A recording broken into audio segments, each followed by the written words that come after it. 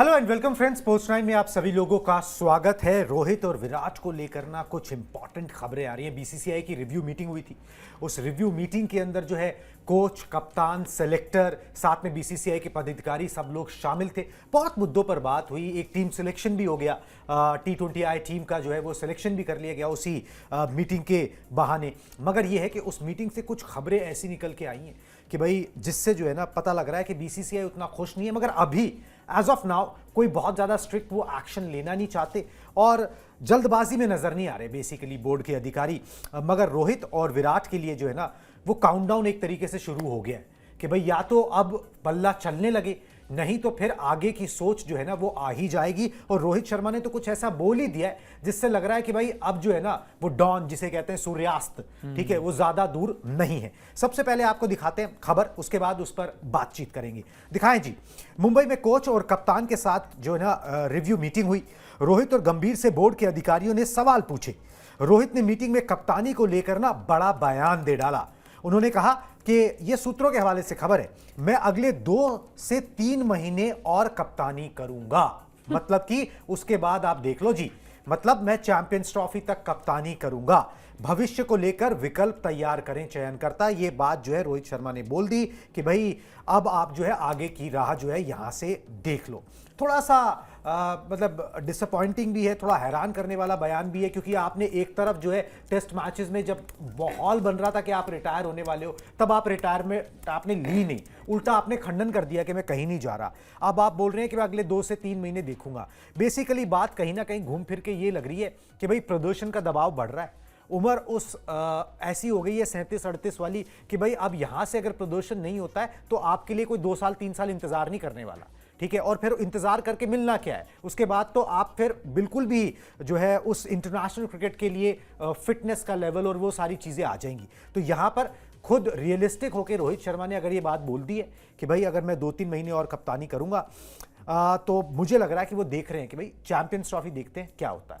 अगर वहां पर चीजें बन गई, खिताब जीत लिया, तो फिर आगे की राह बन सकती है, नहीं तो जी जय जय राम राम। और फिर तो वही बात है ना कि आपको बिना कप्तानी के कोई खींचेगा भी क्यों भाई किसी भी फॉर्मेट में। ना तो मतलब ही नहीं पैदा फिर तो वो क्रिकेट वाली बात होगी ना कि जब कप्तानी क्या फिर तो छोड़ने क्रिकेट छोड़ने पर बात आ जाएगी ना। फिर रोहित शर्मा के लिए तो केस वही होगा। हाँ, इंटरनेशनल क्रिकेट की बात आ जाएगी ना, आपकी कप्तानी के साथ साथ आपकी क्रिकेट को भी कहीं ना कहीं नजर लगी जाएगी। फिर तो आपको यही है कि बाहर से ही शायद देखना पड़े ज्यादा। बट हाँ, बहुत कुछ डिपेंड करता है चैंपियंस ट्रॉफी पे। अगर वो ट्रॉफी आती है तो मे भी मैं मान सकता हूँ कि व्हाइट बॉल में एटलीस्ट 27 तक इनको खींच दें वर्ल्ड कप तक। बट उसके लिए ट्रॉफी ही एकमात्र ऐसा कहीं ना कहीं उपाय है या फिर एक निवारण है कि रोहित शर्मा क्रिकेट में टिके रहें। अगर कहीं कोई ऊंच नीच हुई और बाहर हो गई फर्स्ट या सेकंड राउंड में इंडियन टीम, या फिर सुपर 8 तो खैर है ही नहीं, ये 8 ही टीम है, अगर पहले ही दौर में बाहर हो जाती है, सेमीफाइनल तक भी अगर बाहर हो जाती है, क्योंकि 8 टीमों का टूर्नामेंट है तो सेमीफाइनल खेलना इंडिया के लिए कोई बड़ी बात नहीं है। बट अगर ऐसा होता है तो फिर भी रोहित शर्मा की कप्तानी पर सवाल होगा। तो एटलीस्ट मैं मानता हूं कि अपनी जगह बचाए रखने के लिए एक तो खेलना बड़ा अच्छा होगा, जिस तरीके से 23 वर्ल्ड कप में लीड किया था कुछ उसी तरीके का प्रदर्शन एक बार फिर से करना होगा। और इसके अलावा कप्तानी उतनी हाई लेवल की होनी चाहिए ना कि लोग एक बार फिर से ये बात करें कि भाई सेल्फलेस रोहित शर्मा ने ये कर दिया, सेल्फलेस रोहित शर्मा ने वो कर दिया। अगर खुद को टीम में बनाए रखने के लिए और कप्तानी करनी है ही मेरे को, वो उस जबरदस्ती में अगर खेलेंगे तो फिर टीम का नुकसान होगा। और टीम का नुकसान हुआ तो फिर ये जो हमने बात कही है कि रोहित छोड़ने वाले हैं कप्तानी, ये कप्तानी रिप्लेस हो जाएगा क्रिकेट से। बिल्कुल जी, ये मामला जो है ना वो गंभीर यहाँ पर हो गया है। और इन सब के पीछे ना थोड़ा सा मामला जो है ना वो ये भी है कि भाई जब से गौतम गंभीर कोच बने हैं ना, हाँ। रोहित शर्मा के दिन फिर गए। हाँ। ठीक है, उससे पहले उनके दिन ठीक थे। अब उसका कारण क्या है, कौन गलत है कौन सही है, वो हम जज करने वाले कोई नहीं रहते। मगर अंदर खाने से खबर ये निकल के आ रही है कि मेलबर्न टेस्ट के बाद ही रोहित शर्मा संन्यास लेने वाले थे। किसने उनको रोका, क्या पूरी कहानी आपको बताता हूं। दिखाएं जी ग्राफिक्स। मेलबर्न टेस्ट के बाद रोहित ने बना लिया था संन्यास लेने का मन। रोहित और गंभीर के बीच जो है कई चीजों को लेकर मतभेद है, ऐसी बातें सामने आ रही है। शुभ चिंतकों ने रोहित को संन्यास लेने से रोका, जिनसे उन्होंने बातचीत की। उन्होंने कहा कि भाई अभी संन्यास आप मत लो, चैंपियंस ट्रॉफी तक देखो, ठीक है। चैंपियंस ट्रॉफी के बाद छोड़ सकते हैं वो कैप्टेंसी, अगर वहां पर जो है ट्रॉफी नहीं आती है तो। ऑस्ट्रेलिया दौरे पर 5 पारियां खेली थी रोहित शर्मा ने, 31 रन बनाए थे। घूम फिर के बात ना वहीं आ जा रही है कि हैप्पी ड्रेसिंग रूम नहीं है। अभी थोड़े दिन पहले जब गौतम गंभीर से भी पूछा गया था तो उन्होंने बोला था कि भाई वो खेलेंगे या नहीं खेलेंगे रोहित विराट के ऊपर, ये उनकी कॉल है, ठीक है, उनको अपने करियर को लेकर क्या करना है। तो भाई ऐसा नहीं होता। जब आप एक जगह पे काम करते हो, एक साथ काम करते हो, तो एक दूसरे के प्रति संवेदना रखते हो और उसके प्रति अच्छा बोलते हो। मतलब ये कट टू कट सा बोल देना ये दिखाता है कि भाई सब कुछ ठीक नहीं है। नहीं, ठीक है, मतलब डेडलाइन अगर आ गई तो फिर सब कुछ ठीक नहीं है। हाँ, डेडलाइन सब कुछ उसी ठीक केस नहीं में आती है जब बवाल चल रहा होता है। जैसे विराट ने कहा था कि T20 वर्ल्ड कप आखिरी, उसके बाद नहीं करूंगा कप्तानी T20 आई में एटलीस्ट। फिर वही चीजें, डेडलाइन अगर किसी चीज की आ गई सामने और आपको ये चीजें कहीं ना कहीं आपकी अगर शुरू हो गई कि इतने दिन हुए इतने नहीं, तो फिर वो सिर्फ कप्तानी की बात नहीं है सर, फिर वो क्रिकेट करियर पे आपके बहुत बड़ा फिर फैसला ये होगा। आपके मिसअंडरस्टैंडिंग है या कुछ ना कुछ गड़बड़ है आपस में? गड़बड़ है, 102% गड़बड़ है, तभी ये मैटर इतना निकल के भी आया। वरना भाई पहली बात, अगर रोहित से सब कुछ ठीक ही होता तो उनसे ऐसा पूछा क्यों जाता, उनका रिव्यू इस तरीके से क्यों किया जाता? अगर बोर्ड में या मैनेजमेंट में उनका सारी चीजें हालात ठीक होते तो इस तरीके के सवाल पूछे ही नहीं जाते। बट हाँ, अगर एक व्हाइट बॉल टूर्नामेंट से पहले ही पूछा जा रहा है जिसमें रोहित एक प्रूवन कप्तान है, तो फिर मसला थोड़ा सा डिफरेंट है। मैं पर्सनली ये मानता हूँ कि ये सब चीजें गंभीर के आने के बाद ही शुरू हुई हैं, तो मे बी गौतम गंभीर शायद लुकिंग फॉर समथिंग एल्स। बिल्कुल जी, वो शायद आगे की सोच रख रहे हैं यहाँ पर। और मगर जो एक खिलाड़ी जिसने 6 महीने पहले, एक कप्तान जिसने 6 महीने पहले आपको T20 वर्ल्ड कप जिताया हो, उसका ग्राफ एकदम से इतना नीचे गिर जाए और वो कप्तानी अच्छी ना कर पाए, खुद कप्तानी से स्टेप डाउन करने की, स्टूड आउट तो वो कर ही चुके हैं, एक टेस्ट मैच में कप्तानी छोड़ने की बात करने लगे तो बात हजम नहीं होती। इसका मतलब ये है कि भाई सब चीज़ें ना फिर यहाँ पर अच्छी नहीं चल रही और कोई परेशान होकर चले जाए और वो भी इस तरीके का कप्तान जिसने ख्याति दिलाई हो, खुशियाँ दिलाई हो, तो ये एक अच्छा सेंड ऑफ नहीं होगा। ठीक है, इस मैटर को सुलटाना चाहिए, टेबल पे सुलटाना चाहिए। और जब टीम अच्छा प्रदर्शन करेगी ना तो चीज़ें सुलटती हुई भी नजर आ जाएंगी, मगर जब टीम का प्रदर्शन अच्छा नहीं होगा ना तो चीज़ें और उलझती हुई जो है ना वो यहाँ पर नजर आएंगी। चलिए जी, विराट कोहली को लेकर भी बातचीत हुई रिव्यू मीटिंग में, तो बेसिकली उनके भविष्य पर क्या फैसला लिया जाए इस पर भी बातचीत हो गई। तो रिव्यू मीटिंग में रोहित विराट पर कोई फैसला जो है वो नहीं लिया गया। ठीक है, बोर्ड के अधिकारी चैंपियंस ट्रॉफी के बाद जो है इस तरीके का कोई फैसला लेना, इस बारे में सोचने की राय रखते हैं।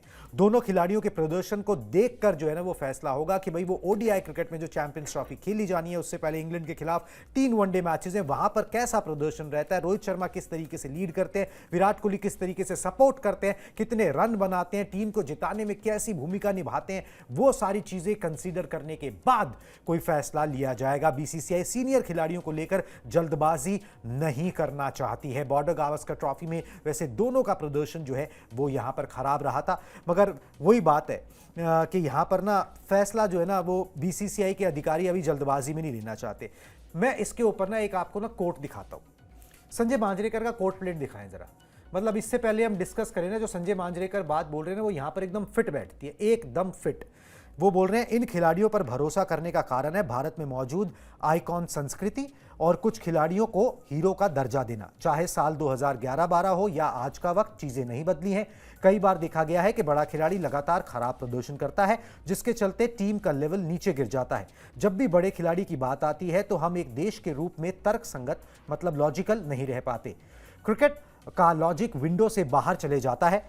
चयनकर्ता बस उम्मीद करते हैं कि वो खिलाड़ी खुद ही कोई फैसला कर ले। कोई भी सिलेक्टर विलन नहीं बनना चाहता। जिस खिलाड़ी के मिलियन फॉलोवर हो और जिसकी पूजा की जाती हो उसके खिलाफ फैसले लेने से हर कोई घबराता है। तो ये मोटी बात यही है कि भाई आप यहां पर बात रोहित शर्मा और विराट कोहली की कर रहे हो।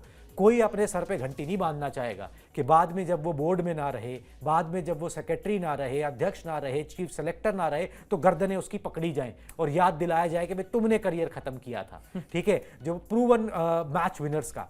तो ये एक तरीका ये भी सोचने का है। और अगर आप दूसरे के शूज में घुस के सोचो तो भाई ये तरीका ठीक भी है। भाई ये बड़े खिलाड़ी हैं, कब चल पड़े पता नहीं, आप क्यों इनके ऊपर फैसला लोगे किसी के ऊपर? ठीक है, तो वो एक कड़ा फैसला जो है ना वो शायद कोई नहीं लेना चाहता। वो सेलेक्टर नहीं लेना चाहते तो वो बीसीसीआई के अधिकारी भी नहीं लेना चाहते। बिल्कुल बिल्कुल सही बात है। तो यही कहीं ना कहीं मसला फंसा हुआ है। और ऊपर से ना इन बड़े बड़े प्लेयर्स पे ना बहुत कुछ डिपेंड भी करता है ना।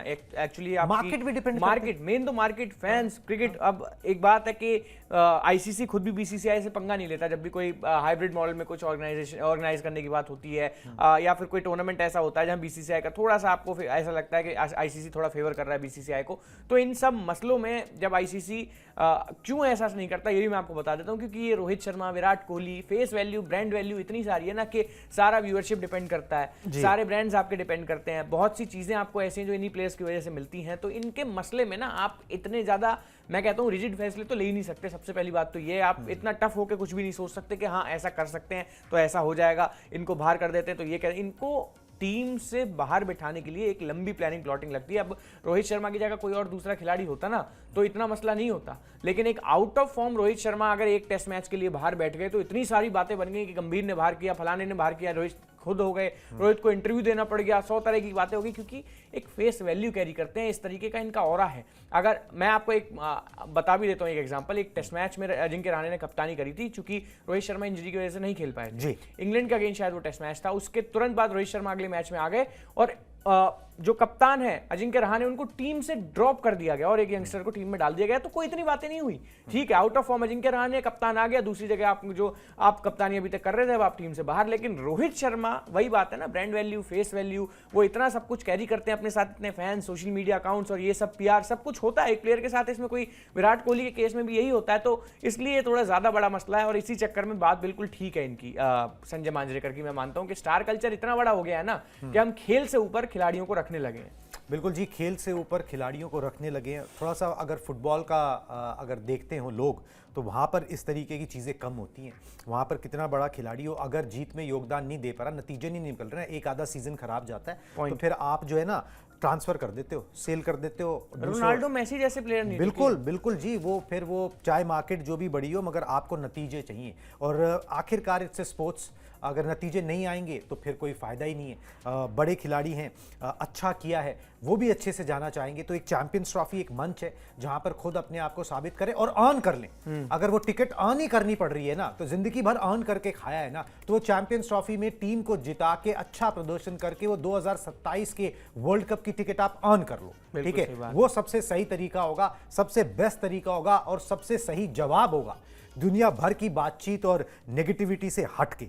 चलिए जी, वैसे हमने आपको ये पहले भी एक बार ब्रॉडकास्ट में बताया था कि भाई रोहित और विराट का ना ये आखिरी दाव है, मतलब चैंपियंस ट्रॉफी 2025, 2027 से पहले आईसीसी ट्रॉफी जीतने का आखिरी मौका है।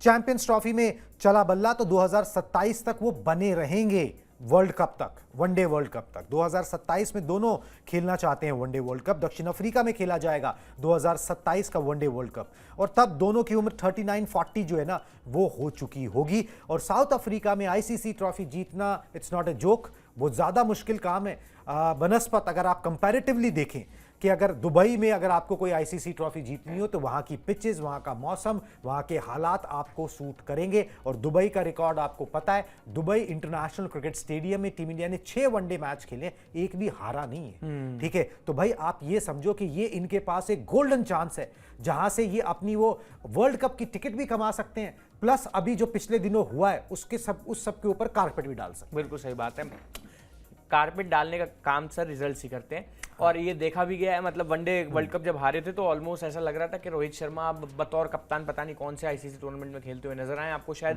क्योंकि फीलिंग एक ऐसी आ गई थी कि भाई अब भी नहीं जीते तो फिर जीतेंगे कब, जब इतनी स्ट्रॉन्ग टीम खेली। 24 में आए, प्रूव किया, सब लोगों के मुंह बंद किए जिन्होंने सवाल उठाए थे या जो भी कुछ बातें थी, और फिर से एक बार रोहित के सपोर्ट में सारी चीजें आ गई थी। तो करना यही होगा, आपको करना कुछ नहीं है। जब चैंपियंस ट्रॉफी में आप पहले मैच में कप्तानी करने उतरो तो अपना वही जलवा दिखाओ जो आपने दिखाया है। एटलीस्ट पब्लिक ये कह पाएगी कि व्हाइट बॉल का तो फिर भाई रोहित से अच्छा कप्तान कोई है नहीं हमारे पास, तो एटलीस्ट ये सुनना आपको ज्यादा सही लगेगा। क्योंकि फिलहाल तो रोहित हो चाहे विराट हो, इस बीजीटी के बाद से अपने कद को जितना छोटा उन्होंने कर लिया है। एक की एवरेज ऑलमोस्ट 47 हो गई है 54 से।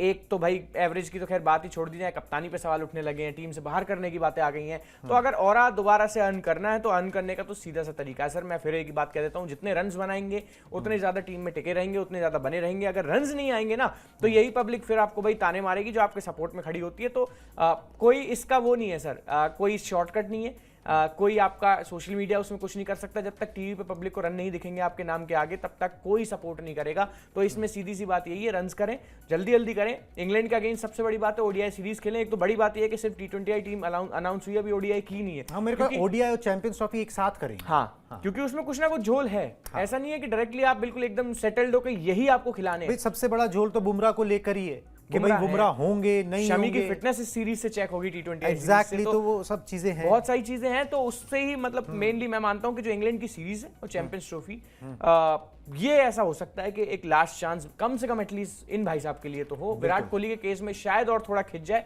बट रोहित शर्मा के लिए चैंपियंस ट्रॉफी बहुत डिसाइडिंग होगी उनके करियर को लेकर, क्योंकि वर्ल्ड कप 2027 से पहले अभी भी 2 साल पूरे पड़े हैं हमारे पास। ऐसा नहीं है कि टाइम कम है, 2 साल में एक नया कप्तान आके एक अच्छी टीम बना सकता है। तो इनको खींचने का फिर कोई मतलब नहीं है। अगर रिजल्ट्स देते हैं तो बहुत अच्छी बात है, और रिजल्ट्स पे ही सारी टीम सारी दुनिया टिकी हुई है कि जब तक रिजल्ट्स है तब तक ही ठीक है। हम लोग भी रिजल्ट्स पे हैं, काम नहीं होता तो फिर हमें डांट सुननी पड़ती है। तो ये तो है, तो ऐसा ही होना भी चाहिए हर एक खिलाड़ी के साथ।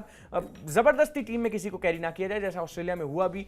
ओपनिंग पे जगह नहीं मिल रही थी तो 6 खिला दो, 6 पे नहीं तो 7 पे, या फिर एज अ कप्तान ही खिला दो, फिर वो खुद ही बेचारा बाहर बैठ जाए कि मेरे तो की नहीं हो पा रहा खेलना। ये सिचुएशन ना बने ना, उससे पहले गंभीर कोई फैसला लेने तो बेटर रहेगा। बिल्कुल जी, उससे पहले ये फैसला ना मुझे लग रहा है खिलाड़ी खुद भी ले लेगा, क्योंकि जब हमने आपको बताई ब्रॉडकास्ट की शुरुआत में कि रोहित शर्मा ने बोला मैं अगले 2-3 महीने और करूंगा, क्योंकि आपको पता लग जाता है कि भाई इट्स टाइम, ठीक है, अब इट्स टाइम। और दूसरी बात ये कि आप भी ग्रेस से जाना चाहते हो ना, आपको धक्के दिल दिए जाए वो आपको भी नहीं अच्छा लगेगा, कद नहीं है ना कि धक्के दिए, ठीक है, वो भी आपको भी अच्छा नहीं लगेगा। तो खिलाड़ी वही करना चाहता है, मगर अंदर मन में होगा कि भाई एक चैंपियंस ट्रॉफी अगर जीत गई तो फिर चीजें जो ना रातों रात पलट सकती हैं। ये सारी बातें धरी की धरी रह जाएंगी और आप कप्तानी करते हुए नजर आओगे, मगर अगर वो नहीं जीते तो फिर ये सारी बातें लागू होंगी और होनी चाहिए। फिर 2 साल का साइकिल किसी यंग कैप्टन को, किसी दूसरे कप्तान को मिलना चाहिए। टेस्ट मैचेस में एक पूरी साइकिल मिले, वर्ल्ड कप तक के लिए 2 साल का रन मिले, तब जाके फिर आप उस कप्तान की भी गर्दन पकड़ सकते हो या उसको भी कहीं पे जिम्मेदार ठहरा सकते हो। चलिए जी आगे बढ़ते हैं, और एक बड़ा ही पॉपुलर शो है टीवी का, बिग बॉस, ठीक है। तो बिग बॉस 18 में जो है ना, वो पंजाब किंग्स के कैप्टन का अनाउंसमेंट, ठीक है जी। ये देखिए बिग बॉस शो के जो वीकेंड एपिसोड है उसमें ना 3 क्रिकेटर्स पहुंचे पंजाब किंग्स से, जो है वो अब ये खेल रहे हैं, जिसमें श्रेयस अय्यर, युजवेंद्र चहल दोनों थे, और साथ में पंजाब के वो जो जिन्होंने बड़ा कमाल किया था पिछली बार, शशांक सिंह, वो ये तीनों पहुंचे जी। शो में सलमान खान जो है ना, उन्होंने बोला कि भाई अब वक्त आ गया है कि पंजाब किंग्स के कैप्टन का ना अनाउंसमेंट किया जाए। ये प्रोमो में ही आए ये सब चीजें, ठीक है। तो जैसे ही शो आएगा वो अनाउंसमेंट भी कर दिया जाएगा, मगर पता सबको है कि होना क्या है, औपचारिकता है, क्योंकि पंजाब ने मेगा ऑक्शन में श्रेयस अय्यर पर 26.75 करोड़ रुपए की बोली लगाकर उनको टीम में शामिल किया। पिछली बार उनकी कप्तानी में केकेआर चैंपियन बनी थी, तो भाई टीम में लेने का सीधा सीधा मतलब यही है कि उनको कप्तानी दी जानी है। कप्तानी का मसला भी पंजाब के सामने हर साल रहता है, तो ये मेन, ये तो खैर मात्र औपचारिकता है सर। बिल्कुल जी, ये मात्र औपचारिकता है कि श्रेयस अय्यर को यहाँ पर जो है कैप्टनसी दी जा सकती है। साथ में उनके जो कोच हैं वो भी बड़े इंटरेस्टिंग हैं, जो इस बार रिकी पॉन्टिंग बनाए गए, ठीक है। रिकी पॉन्टिंग और श्रेयस अय्यर की जोड़ी जो है वो दिखेगी, मगर ये है कि हाँ, आमतौर पर होता है ये प्रेस कॉन्फ्रेंस के अंदर या फिर वैसे ही जो है अनाउंसमेंट किया जाता है, मगर ये एक पॉपुलर शो के अंदर जाके जो है अपने कप्तान का अनाउंसमेंट किया जाएगा। नया तरीका है, ख्याति प्राप्त करने का तरीका है, एक तरीके से मतलब पॉपुलैरिटी गेन करने का तरीका है। एक फ्रेंचाइजी ऐसी है पंजाब की जो अभी तक खिताब नहीं जीत पाई है, कोशिश उन्होंने बड़ी की है, एक बार फाइनल खेला है, एक बार फाइनल खेला है। उस तरीके से जो है बड़े बड़े खिलाड़ियों को उन्होंने अपनी टीम में शामिल किया, कामयाबी उन्हें कोई नहीं दिला पाया। तो उम्मीद यही करेंगे वो कि इस बार जो है ना श्रेयस अय्यर वो कामयाबी जो है उनको यहाँ पर दिला पाए। चलिए जी, इस ब्रॉडकास्ट में अभी बस इतना ही। अब मुझे और दीपेश को दीजिए इजाजत, टाटा बाय बाय।